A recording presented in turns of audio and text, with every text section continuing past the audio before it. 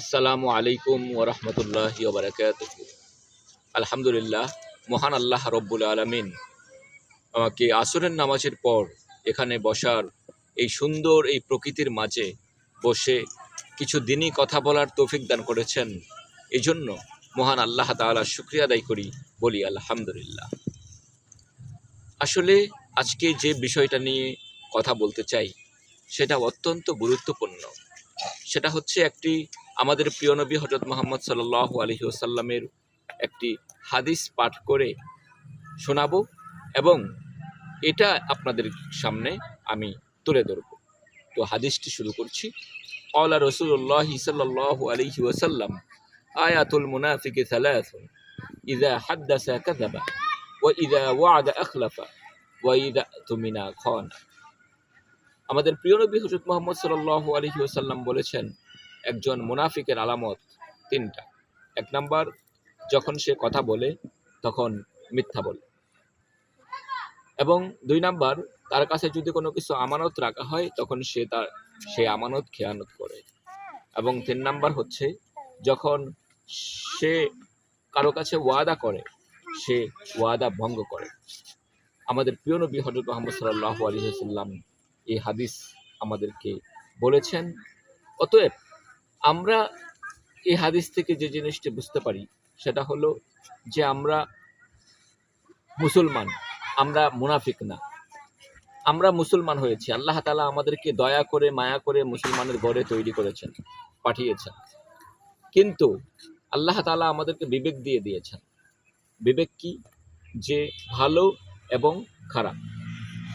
তাই আসুন আমরা মুসলমান, আমরা যেন মুসলমানই থাকি, আমরা যেন মুনাফিক না হয়ে যাই। হ্যাঁ, কারণ আমরা যদি মুসলমান হয়েও মিথ্যা কথা বলি, মানুষের সাথে ওয়াদা দিয়ে ওয়াদা ভঙ্গ করি এবং কথা কাজে মিল না রাখি, আমানতের খেয়ানত করি, তাহলে কিন্তু আমরা মুসলমান হয়েও আমরা হতভাগা হয়ে যাব। সেই মুনাফিকের খাতায় আমাদের নাম চলে যাবে। আর মুনাফিক সম্পর্কে মহান আল্লাহ তাআলা কি বলেন? যে ইন্নাল মুনাফিকিনা ফিদ দারকিল আসফালি মিনান নার, যে নিশ্চয়ই মুনাফিকের অবস্থান জাহান্নামের সর্বনিচে। ঠিক আছে, জাহান্নামের সবচেয়ে নিচে অবস্থান করবে, সবচেয়ে কঠিন শাস্তির আওতায় আসবে সেই মুনাফিক।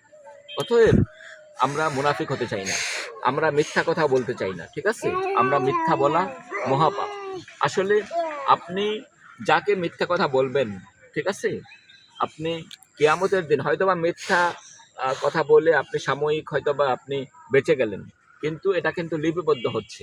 কাল কিয়ামতের ময়দানে যখন দুইজনকে উঠানো হবে, তখন যাকে আপনি মিথ্যা কথা বলেছেন হয়তোবা দেখা যাচ্ছে এমন যে তার একটা সওয়াবের কারণে সে জান্নাতে যেতে পারতেছে না।